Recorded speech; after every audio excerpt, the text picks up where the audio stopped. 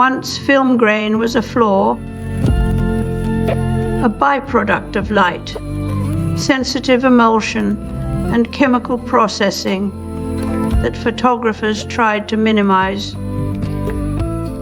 But as digital became dominant, with its stereo precision and perfect clarity, the very thing once dismissed as noise came to symbolize rawness, truth, even soulfulness. We began to long for it not in spite of its flaws, but because of them. The same way we romanticize typewriter keys sticking or vinyl crackle. These are no longer technical limitations. They're emotional signals that something is real. The more industry scrambles to provide it. In reverse. Auto. Tune used for its corrective function was a tool. When turned into an effect, it became artifice with a purpose. We've done this across media. Analog hum isn't just noise anymore, it's texture. Typewriter spacing, a design element. As Marshall McLuhan might say, the medium is not only the message, but also the lie we tell ourselves about authenticity itself. And in doing so, we've created a loop from which there may be no escape.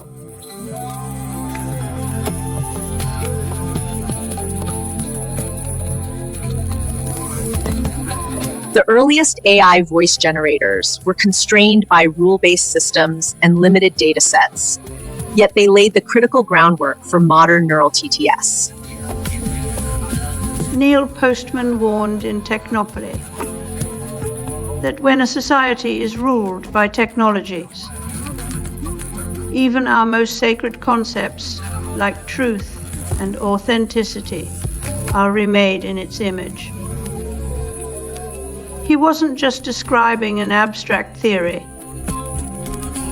He was watching the world shift underfoot as human judgment gave way to machine logic. In this new order, subjective experience becomes obsolete. If two people living together for years can't be trusted with knowing their compatibility, without a test, what does that say about our cultural relationship with? Consider my dehumanization. The practice of adding subtle imperfections to machine. Generated music to make it sound more human. It's not just about better art. It's about engineering trust. The deeper idea is that authenticity, once a natural byproduct of experience and idiosyncrasy, has been reduced to an algorithmic tweak. If we need machines to simulate breathiness in a vocal track or hesitation in a voiceover, then what does it mean when those same machines begin? Replacing the real people who created them has to not just replicate, but convince. And it does so with an alarming efficiency. Because once we start trusting authenticity as a technical specification, we lose our ability to question its source. This manufactured trust becomes self-reinforcing.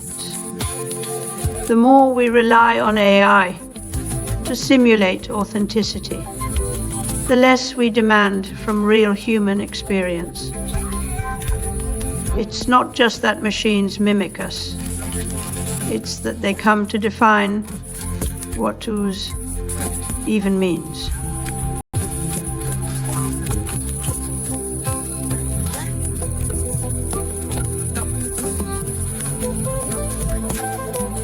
artificial imperfection is now weaponized precision. AI video generators don't just mimic humans. They program flaws like unnatural blinking or stilted pauses to pass authenticity tests.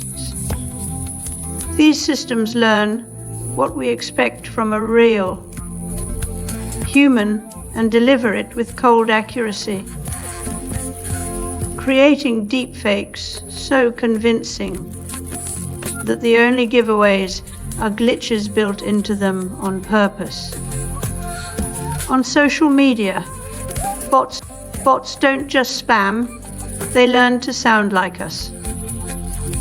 They replicate human idiosyncrasies, typos, slang, hesitation marks, the whole messy performance of being alive online. These language models are trained in real time on live feeds, absorbing not content but vibe. What it feels like to be a person trying too hard to seem natural. The race between spoofing and detection is recursive. Every new AI defense spurs a counter.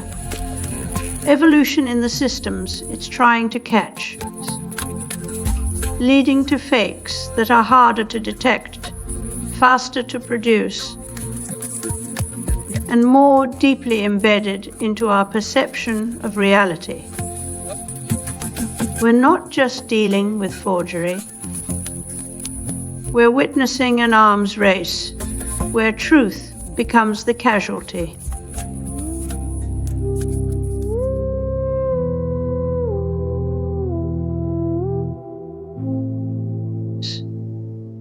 Roland Barthes once called photography the absolute of art, because it captured what he called a that has been, a moment irreversibly past, fixed in time like a fossil. For him, the photograph was unique in its ability to preserve reality without pretense or mediations. But now even that certainty is under siege. Digital tools can alter photos so seamlessly we no longer know which memories are real and which have been reshaped by someone else's hand or machine. The final irony is this: the more machines try to simulate authenticity, the less meaning our concept of real carries. A photo may now be judged on how well it imitates emotion rather than whether it actually captured a moment in time. We are not just losing truth, we're learning new ways to perform it. Barthes' Edenic image without code has become a mirror maze, where every reflection is both original and imitation.